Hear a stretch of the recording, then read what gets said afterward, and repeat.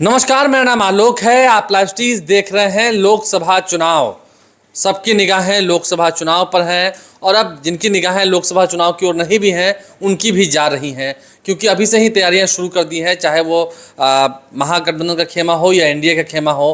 और हम हर विषय पर विस्तार से चर्चा कर रहे हैं। आज इस वीडियो में हम चर्चा करेंगे वीआईपी पार्टी के सुप्रीमो मुकेश सहनी की और लोजपा रामविलास के अध्यक्ष जमुई से सांसद चिराग पासवान की, जिनकी केंद्र में मंत्री बनने की भी अटकलें तेज थी। लेकिन खैर अब तो समय कम है, अब उम्मीद नहीं है कि मंत्रिमंडल का विस्तार होगा। लेकिन दोनों की गाड़ी अटकी हुई है, दोनों को सुरक्षा दे दी गई है, क्योंकि इन दोनों को जान का काफ़ी खतरा था आईबी की सूचना के बाद। लेकिन नरेंद्र मोदी की टीम में कितना मुकाम ये हासिल कर पाएंगे, कितनी सीटें ले पाएंगे? अगले साल चुनाव है। ज्ञानेश्वर जी, कैबिनेट का विस्तार तो नहीं हो पाया, चिराग मंत्री बनेंगे बनेंगे बनते बनते रुक गए।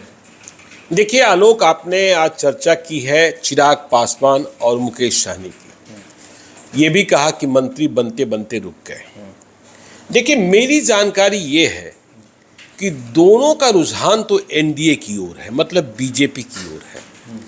लेकिन दोनों ने अब भी दूसरी ओर की खिड़की भी पूरे तौर पर बंद नहीं की है। वहाँ से बातें हो रही हैं, वहाँ भी संपर्क में रहते हैं। मतलब बात होती है। नहीं, संपर्क में रहना, बातचीत होना, प्रत्यक्ष और अप्रत्यक्ष मुलाकात, आप जानते हैं डिनर डिप्लोमेसी भी एक चीज होती है जी। तो देखिए, अभी जो बिहार में सबसे ज्यादा गर्म मुद्दा है वो है आनंद मोहन की रिहाई का मुद्दा। और इस पर अलग अलग पार्टियों के स्टैंड अलग अलग हैं। चिराग पासवान ने जी कृष्णैया, जो दलित थे, आईएएस प्राधिकारी थे, उनकी हत्या के आरोपी, नहीं कहेंगे सजायाफ्ता, आनंद मोहन की रिहाई का विरोध किया। तो देखिए, जेडीयू ने बहुत बड़ा पलटवार किया। कहा कि चिराग पासवान को इस विरोध का अधिकार प्राप्त नहीं है। वे किसी मां की मांग या किसी पत्नी की मांग सूनी होने पर रोए, यह हक उन्हें प्राप्त नहीं होता है। जेडीयू के राष्ट्रीय प्रवक्ता हर्षवर्धन सिंह ने कल कहा कि लोजपा तो वैसी पार्टी है, चिराग पासवान की लोजपा, उनके पिताजी के रहते हुए, जिसने बिहार के सारे अपराधियों को अपने साथ रखा, बाहुबलियों को टिकट दिया, विधायक बनाया, सांसद बनाया, उदाहरण भी दिए, फला सिंह, फलना शुक्ला, फला, मतलब तमाम उदाहरण दिए गए। ठीक है ना? तो ये हक उनको प्राप्त नहीं होता। खैर, चलिए अब चुनाव की बात करते हैं। तो देखिए, चिराग पासवान चाहते हैं कि बीजेपी जल्दी से हरी झंडी दिखा दे, बता दे कि सीटें कितनी। चिराग पासवान 6+1 मांग रहे हैं, 6 लोकसभा की सीट, 1 राज्यसभा की सीट। लेकिन यह संभव नहीं है। संभव इस रूप में नहीं है कि चिराग पासवान चाहते हैं कि बीजेपी उनके चाचा पशुपति पारस को धक्का दे दे, हटा दे, धक्का दे दे एनडीए से, एनडीए की रेलगाड़ी से, हाँ, बाहर कर, आउट कर। हाँ, लेकिन अभी इस पर सहमति नहीं बनी है। बीजेपी चाहती है कि चाचा भतीजा दोनों एक हो जाए। देखिए, बीजेपी को इस पर कोई आपत्ति नहीं है, या यूं कहें कि बीजेपी यह मानती है कि वोट बैंक चिराग पासवान के पास ही है, चाचा के पास नहीं है।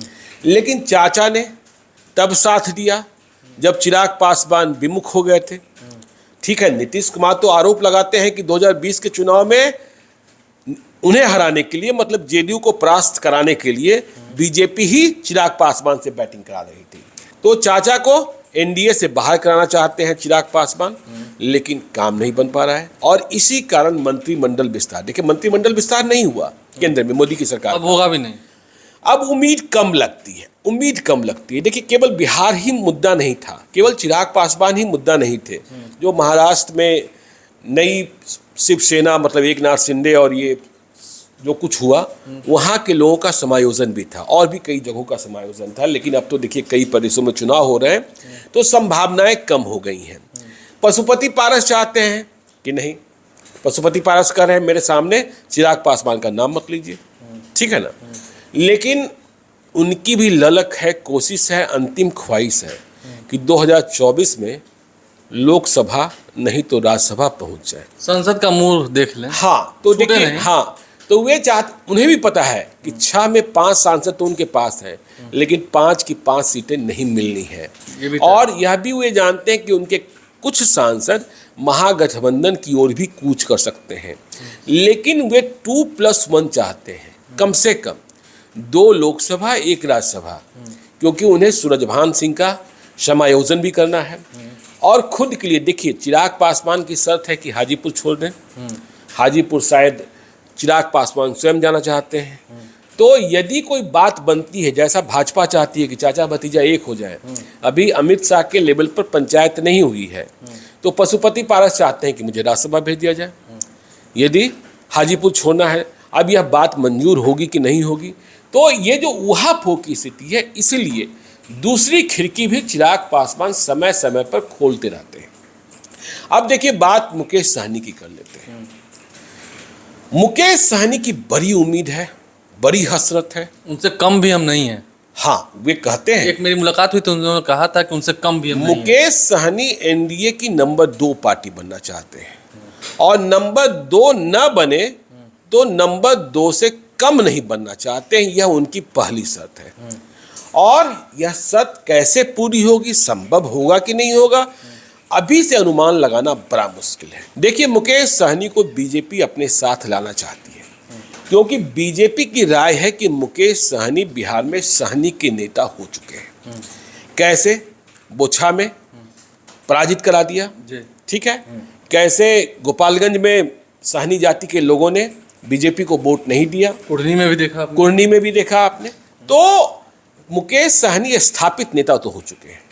देखिए मुकेश सहनी को लोकसभा चुनाव लड़ाने पर भी बीजेपी को आपत्ति नहीं है। मुकेश सहनी को चुनाव लड़ाने के लिए बीजेपी अपने एक सिटिंग सांसद, नाम नहीं लेंगे, उनकी कुर्बानी दे सकती है। उत्तर की ओर कि दक्षिण की ओर? नहीं, छोड़ दीजिए, समझने वाले सब समझ गए, ठीक है ना, दे सकती है कुर्बानी।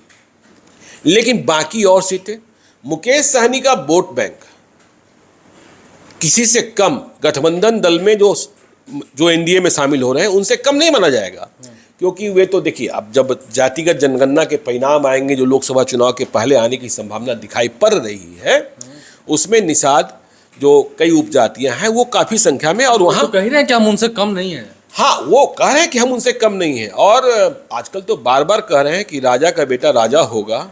देखिए कभी वे बीजेपी को चिढ़ा देते हैं, कभी वे तेजस्वी यादव पर अटैक कर देते हैं, तो दोनों ओर खेल रहे हैं। आप देख ही रहे, एक ओर से उन्हें 22+ सिक्योरिटी मिली हुई है और दूसरी ओर से पटना में बंगला भी मिला हुआ है, सरकारी बंगला, वो भी मंत्री वाला। हाँ, और आजकल वे पूरे बिहार का भ्रमण करने में लगे हैं। तो मुकेश सहनी किसी भी कीमत पर अपने को चिराग पासवान से कम नहीं मान रहे हैं, उपेंद्र कुशवाहा से अधिक मान रहे हैं, और बीजेपी लाना चाहती है और जेडीयू भी डोरे डाल रही है। देखिए चिराग पासवान में क्या परेशानी है कि नीतीश कुमार की चिढ़ चिराग पासवान से बहुत है, लेकिन मुकेश सहनी से नीतीश कुमार को चिढ़ नहीं है। मुकेश सहनी से तेजस्वी यादव की जो खीज है, या यूं कहें जो खटास है, उसे खत्म किया रास्ता है। देखिए राजनीति में कौन कहाँ, नीतीश कुमार कभी बीजेपी के साथ, नीतीश कुमार कभी राजद के साथ, परमानेंट दोस्त और दुश्मन नहीं होता, कोई परमानेंट दोस्त और दुश्मन नहीं होता है। कब किस वक्त क्या जरूरत है। और देखिए 2024 का पहला चुनाव होगा जब जेडीयू और आरजेडी एक साथ मिलकर चुनाव लड़ रहा होगा। ये सब पहला मौका होगा, ये पहला मौका होगा, क्योंकि 14 में तो जेडीयू आरजेडी ने अलग चुनाव लड़ा था। हाँ बिल्कुल, और ये पहला मौका होगा, और ये एक टेस्ट भी होना है कि नीतीश कुमार बीजेपी के साथ रहकर 39 सीटें बिहार की जीत सकते हैं। क्या आरजेडी के साथ रहकर उसी परफॉर्मेंस को दोहराया जा सकता है?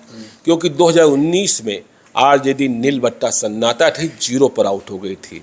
तो सीटें किसको कितनी आएगी, सीटों का बंटवारा तो पहले हो। देखिए महागठबंधन में एक समस्या यह भी है कि सीटों का बंटवारा नहीं हो रहा है। वैकेंसी यहाँ भी नहीं है। नहीं, वैकेंसी तो नहीं है, लेकिन जीतनराम मांझी का मन डोल रहा है।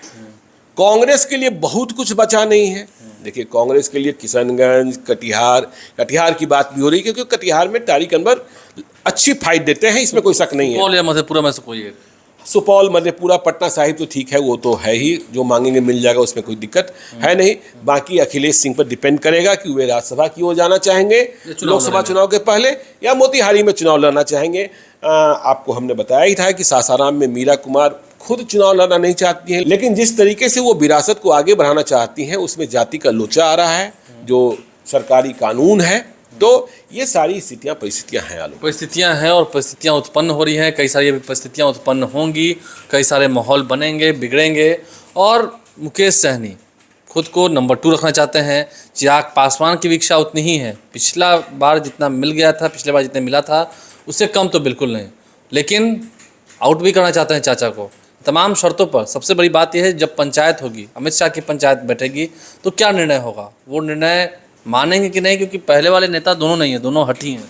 नहीं, दोनों हटी हैं, चिराग पासवान भी हटी हैं और मुकेश सहनी भी हटी हैं। ठीक है, धोखा भी मिला हुआ है।